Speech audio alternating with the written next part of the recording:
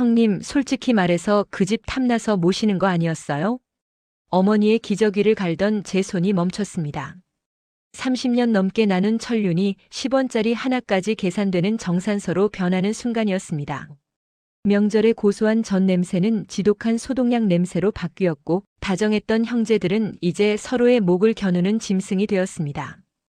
효도가 어떻게 증오가 되는지, 가족이라는 성소가 어떻게 무너지는지, 그 잔인하고도 비릿한 기록을 지금 시작합니다.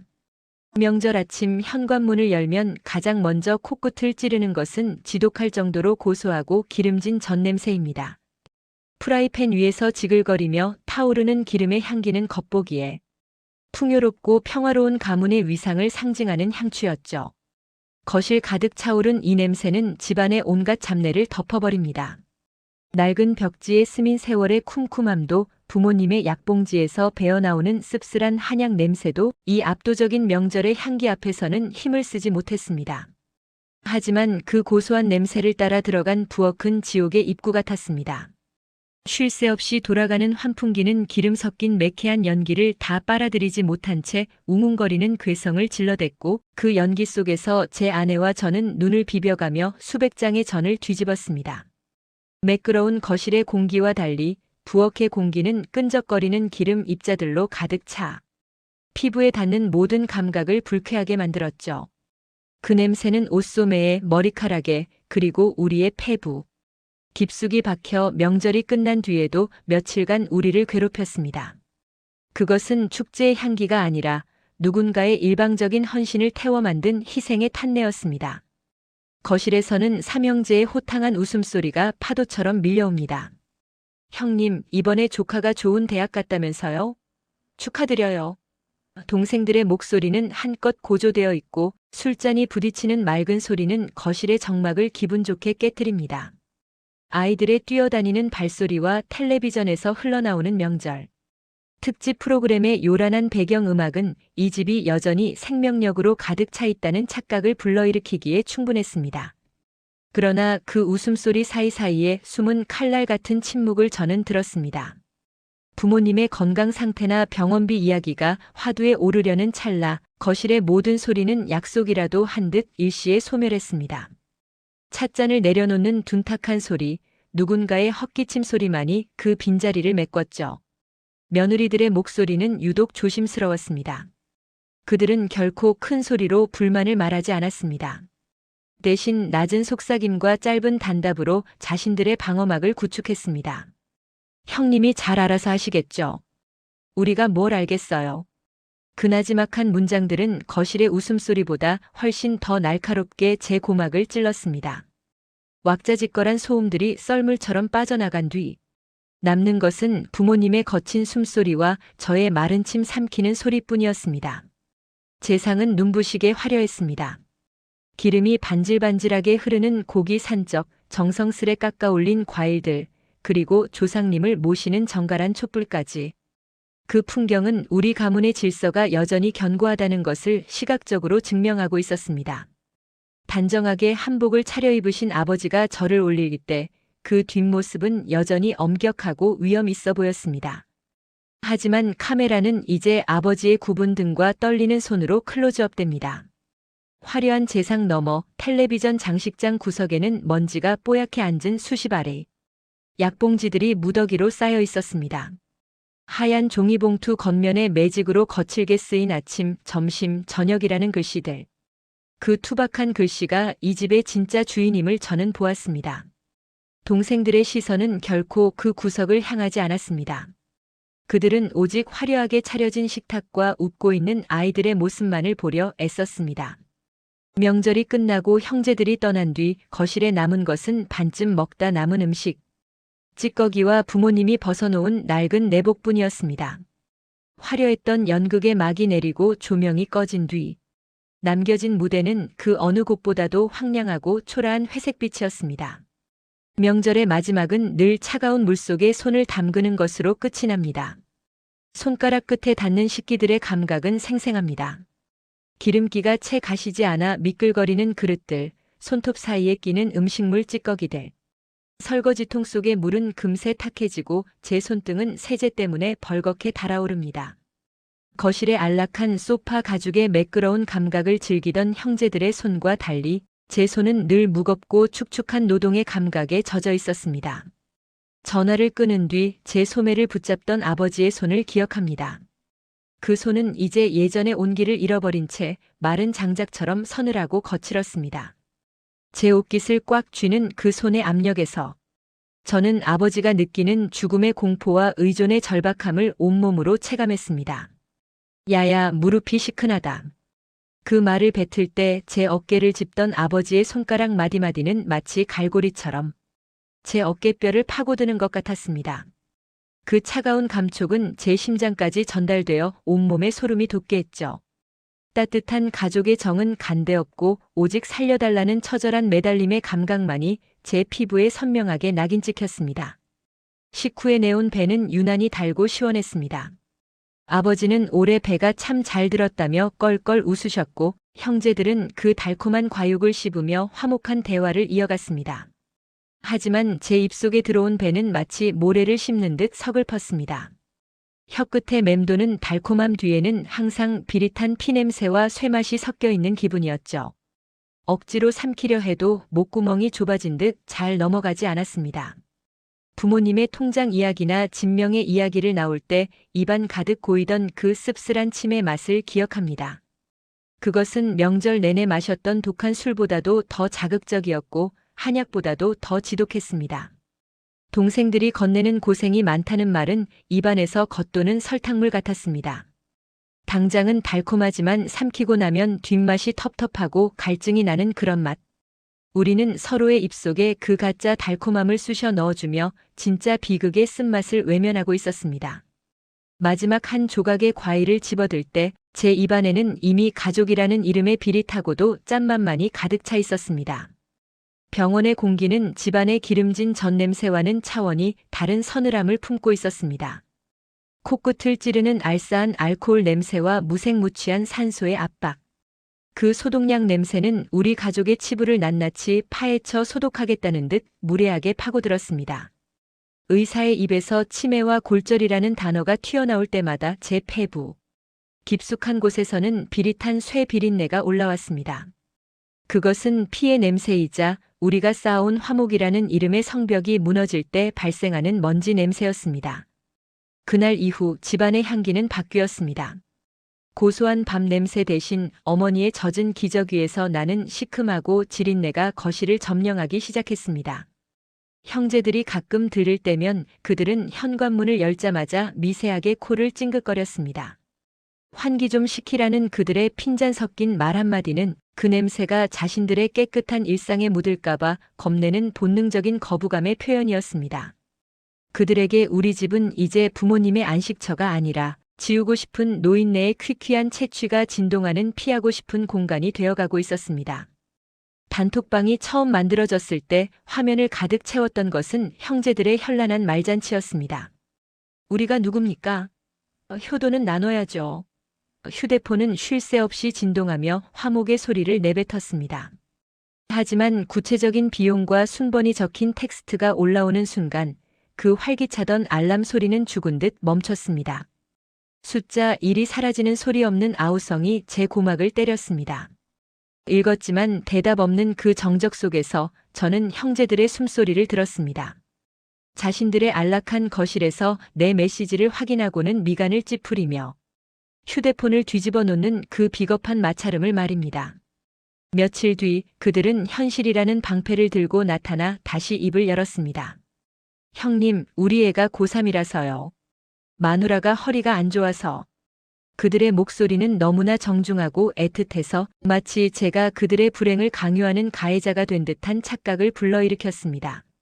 논리 정연한 핑계들은 부드러운 솜사탕 같았지만 그 속엔 저를 독박 간병의 늪으로 밀어넣는 차가운 납덩이가 들어있었습니다. 제 시야는 늘 극명한 대비 속에 갇혀 있었습니다.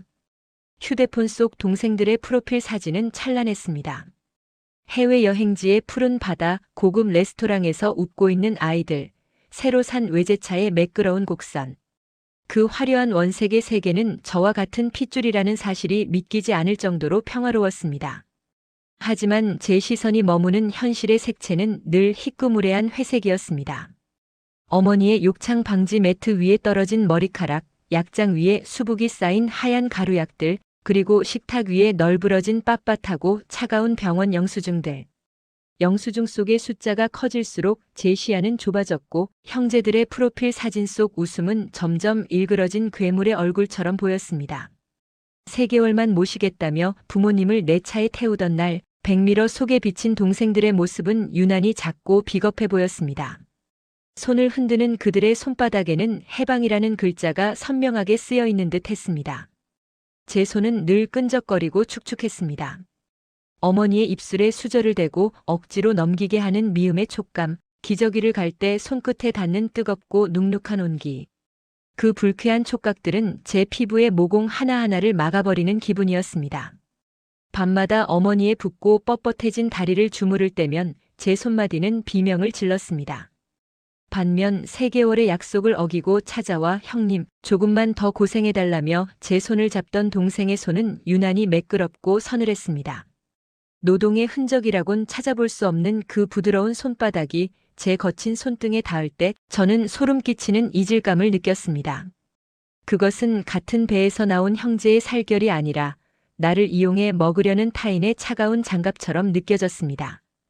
고맙다며 건네는 봉투의 빳빳한 종이 질감은 제 자존심을 긁어대는 연마지 같았고 그 봉투를 건네받는 순간 제 손은 마치 더러운 오물을 만진 듯 화끈거렸습니다. 간병의 나날들 속에 식탁의 풍요로움은 사라졌습니다. 제 혀끝을 지배하는 건 언제나 식어버린 배달 음식의 인공적인 맛이었습니다. 부모님께 죽을 먹여드리고 남은 찌꺼기를 대충 입에 밀어넣을 때 입안 가득 퍼지는 그 밍밍하고 눅눅한 맛은 제 인생의 현재 주소였습니다. 형제들이 입금해주는 소에게 돈으로 치킨 한 마리를 시켜 먹던 밤, 그 튀김옷의 기름진 맛은 명절 전 냄새와는 달랐습니다. 그것은 위로가 아니라 굴욕의 맛이었습니다. 목구멍으로 넘어가는 맥주 한 잔은 청량하기보다 비릿한 피맛이 섞인 것처럼 썼습니다. 간병에 지쳐 홀로 부엌 바닥에 앉아 소금을 찍어 먹던 식은 밥의 맛은 세상 그 어떤 약보다도 지독했습니다. 혀가 마비되는 듯한 그 허무한 미각은 가족이라는 이름으로 제가 삼켜야 했던 모든 수모와 억울함의 집약체였습니다. 이제 우리 집에서 나던 지린내는 더 이상 슬픔의 냄새가 아닙니다. 그것은 치열한 정치의 냄새가 되었습니다. 단톡방에 모인 형제들이 입금해주는 소에게 돈에는 비릿한 금속 냄새가 섞여 있었습니다. 그들은 그 돈 몇 푼으로 자신들의 죄책감을 닦아냈고 저는 그 돈을 만질 때마다 손끝에서 올라오는 구역질 나는 위선의 냄새를 견뎌야 했습니다. 특히 명절도 아닌데 들이닥친 재수 씨들의 향수 냄새는 고통스러웠습니다. 어머니의 욕창 연고 냄새가 가득한 방 안으로 비집고 들어오는 그들의 인공적인 꽃향기는 마치 썩어가는 시체 위에 뿌려진 조화 같았습니다. 그 향기 뒤에는 어머니 통장은 어디 있느냐고 묻는 비릿한 탐욕의 악취가 숨어 있었습니다. 사람의 입에서 나오는 말들이 이토록 지독한 냄새를 풍길 수 있다는 것을 그때 처음 알았습니다. 밤낮 없이 울려대는 휴대폰 알람 소리는 이제 공포가 되었습니다. 단톡방에 올라오는 글들은 더 이상 문자가 아니라 제 심장을 긁어대는 소음이었습니다. 영수증 좀 똑바로 찍어 보내세요. 지난달 기저귀 값은 왜 이렇게 많이 나왔죠? 액정을 두드리는 그들의 손가락 소리가 여기까지 들리는 듯 했습니다. 무엇보다 잔인한 소리는 전화기 너머에서 들려오는 며느리들의 낮은 속삭임이었습니다. 동생과 통화할 때 배경음처럼 깔리는 재수 씨의 목소리. 물어봐, 집 보증금은 어떻게 할 건지. 형님이 다 쓰는 거 아니야? 그 작고 날카로운 속삭임은 뱀의 혀처럼 동생의 입을 빌려 제 귀를 파고들었습니다. 돈을 정산하며 탁자 위에 던져지는 지폐의 건조한 마찰음, 통장 페이지를 넘기는 서걱거리는 소리. 그 모든 소리는 우리가 공유했던 수십 년의 기억을 종이 조각처럼 찢어발기는 소리였습니다. 제 눈앞에는 이제 어머니의 얼굴보다 엑셀 파일의 숫자들이 더 선명하게 보입니다. 형제들은 제가 올린 지출 내역을 현미경으로 보듯 훑어내렸습니다. 편의점에서 산 생수 한 병, 어머니의 입술에 발라드린 립밤 하나까지 그들에게는 횡령의 증거였습니다. 제가 쏟아낸 수천 시간의 노동은 보이지 않는 투명한 것이었고 영수증에 찍힌 몇천 원의 숫자는 세상에서 가장 뚜렷한 진실이 되었습니다. 식탁 앞에 마주 앉은 동생들의 눈동자를 보았습니다. 예전에 순했던 눈매는 사라지고 오직 손해보지 않겠다는 의지로 핏발선 탐욕스러운 눈동자만이 남았습니다. 어머니의 초점 없는 눈동자와 동생들의 번뜩이는 눈동자가 교차할 때 저는 이 세상이 얼마나 기괴한 전시장인지 깨달았습니다. 어머니의 낡은 통장을 빼앗듯 낚아채는 동생의 손등 위로 튀어나온 푸른 힘줄. 그것은 피를 나눈 형제의 모습이 아니라 먹잇감을 노리는 굶주린 짐승의 시각적 발현이었습니다. 제 손끝에는 항상 빳빳한 종이 영수증이 들려 있었습니다. 어머니의 살결을 만지던 부드러운 감각은 잊혀진 지 오래입니다. 이제 제 손은 돈을 계산하고 지출을 증빙하고 결백을 주장하기 위해 날 선 종이 모서리에 베어 피를 흘리는 일상이 되었습니다. 형제들이 보낸 내용 증명의 거친 종이 질감은 제 지문마저 지워버릴 듯 까칠했습니다. 어느 날 돈을 빼돌린 게 아니냐며 제 멱살을 잡으려던 동생의 손길을 기억합니다. 그 손은 따뜻한 형제의 온기가 아니라 차가운 쇠사슬처럼 제 목을 조여왔습니다. 제가 평생을 다해 지켜온 장남이라는 자존심은 동생의 거친 손길 한 번에 먼지처럼 부서졌습니다. 직접 나서지 않고 뒤에서 조종하던 며느리들의 차가운 시선은 제 등에 닿는 얼음 송곳 같았습니다. 함께 밥을 먹어도 살과 살이 닿는 것을 피하는 그들의 몸짓에서 저는 제가 나병 환자라도 된 듯한 극심한 소외감을 느꼈습니다.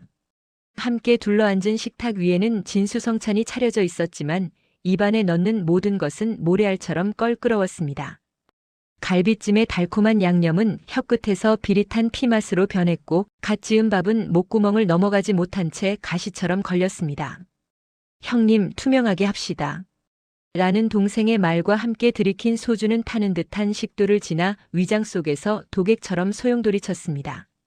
입안 가득 고이는 것은 침이 아니라 끈적한 분노의 맛이었습니다. 제가 모시는 부모님의 돈을 탐낸다는 의심을 받을 때 혀 밑바닥에서부터 올라오던 그 쓰디쓴 담즙의 맛. 그것은 세상 그 어떤 한약보다 지독했습니다. 며느리들이 내온 차가운 과일의 신맛은 제 위벽을 갉아먹는 듯 했습니다. 우리는 서로의 얼굴에 가짜 미소를 흘리며 독이 든 만찬을 즐기고 있었습니다.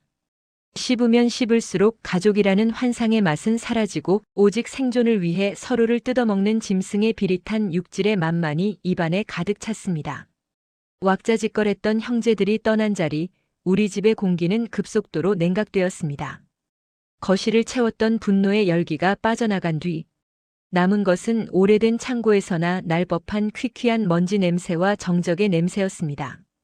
더 이상 부엌에서 음식을 하지 않게 된 지 오래, 집안에서는 사람 사는 냄새 대신 서늘한 벽지의 종이 냄새와 어머니의 방에서 새어나오는 마른 살갗의 냄새만이 떠돌았습니다. 형제들이 단톡방을 나가고 연락을 끊은 뒤 저는 집안 곳곳에 남은 그들의 흔적을 지우기 시작했습니다. 하지만 그들이 앉았던 소파 자리에서는 여전히 비겁한 땀 냄새가 나는 것 같았고 며느리들이 내뱉었던 독설의 향수 냄새는 환풍기를 아무리 돌려도 사라지지 않았습니다. 그 냄새는 제 코 점막에 달라붙어 숨을 쉴 때마다 가슴을 답답하게 짓눌렀습니다. 휴대폰 화면에 떴던 둘째님이 나갔습니다. 막내님이 나갔습니다라는 메시지. 그것은 단순한 글씨였지만 제 귓가에는 세상이 무너지는 거대한 파열음처럼 들렸습니다. 그 순간 이후 수십 년간 이어온 가족의 소음은 완벽하게 거세되었습니다. 초인종은 죽은 듯 침묵했고 늘 시끄럽게 울려대던 카톡 알람은 이제 기약 없는 고요 속으로 잠겼습니다. 정막이 찾아오자 비로소 들리지 않던 소리들이 귀를 자극하기 시작했습니다. 낡은 냉장고가 웅웅거리며 돌아가는 소리, 시계 초침이 심장 박동처럼 규칙적으로 째깍거리는 소리, 그리고 어머니의 가느다란 숨소리가 거실 벽을 타고 흐르는 소리. 그 사소한 소리들이 마치 거대한 폭포수처럼 제 고막을 때렸습니다.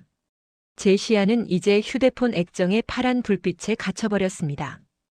혹시나 하는 마음에 들여다보는 단톡방의 텅 빈 화면. 대화 상대 없음이라는 그 차가운 문구는 세상에서 가장 선명한 시각적 사형 선고였습니다.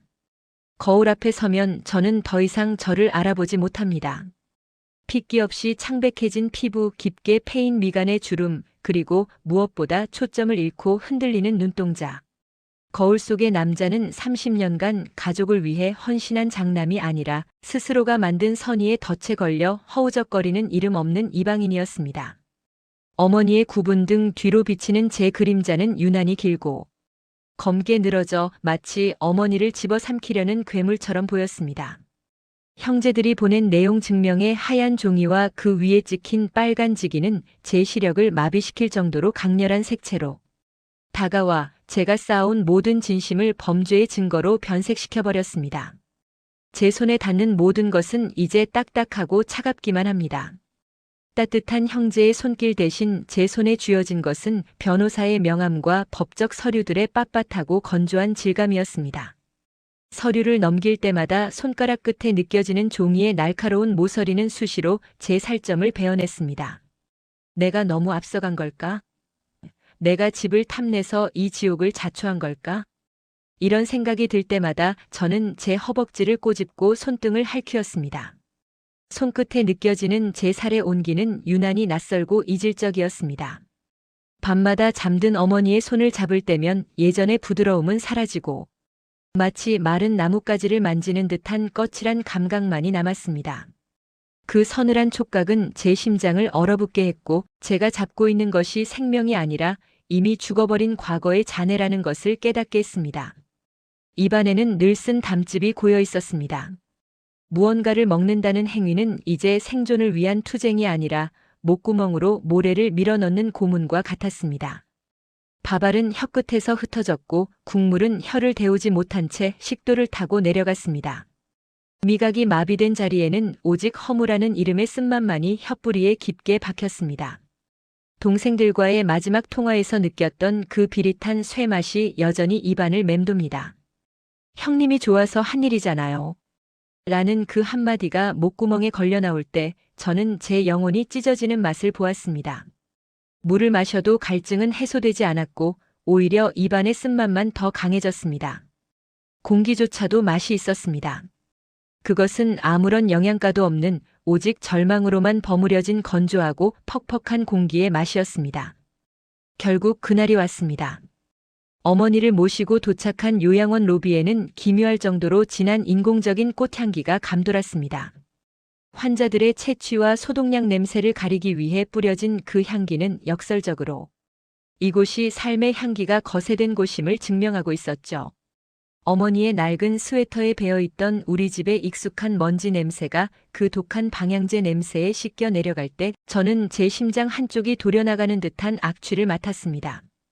요양원의 철문이 덜컹 소리를 내며 닫히던 순간 그 금속성 소음은 제 인생의 문을 닫는 소리처럼 들렸습니다.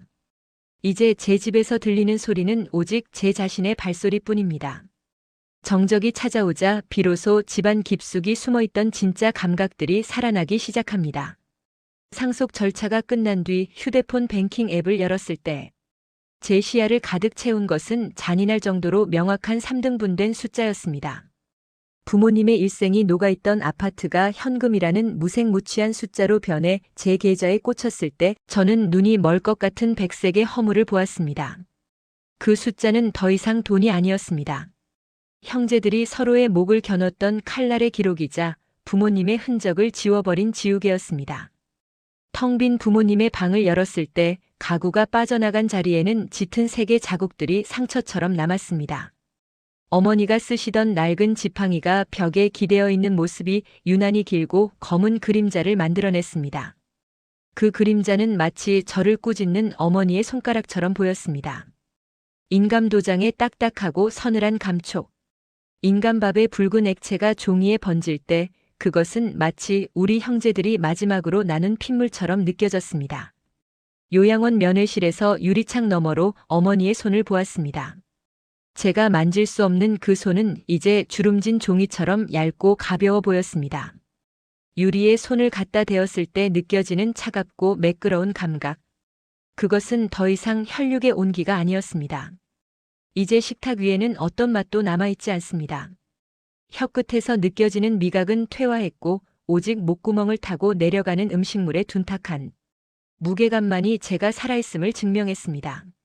모든 것이 무너진 뒤에야 비로소 인생이 이토록 무미건조한 맛이었다는 것을 알게 되었습니다. 오늘 이긴 서사를 지켜보신 여러분, 지금 여러분의 입안에는 어떤 맛이 감돌고 있습니까? 주인공의 눈물 냄새가 느껴지십니까? 아니면 형제들의 차가운 손길이 등 뒤를 스치고 있습니까? 이 이야기는 결코 특별한 누군가의 비극이 아닙니다. 부모를 모시는 것은 누구의 몫입니까? 효도의 값은 얼마로 책정해야 공평한 것입니까? 그리고 여러분은, 여러분의 형제들은 과연 이 비극 앞에서 얼마나 다른 얼굴을 할 수 있을까요? 정답은 없습니다. 다만 한 가지만은 분명합니다. 우리가 외면한 그 차가운 질문들이 언젠가 우리의 식탁 위로 똑같이 올라올 날이 반드시 온다는 사실입니다. 당신이라면 끝까지 그 손을 놓지 않으시겠습니까?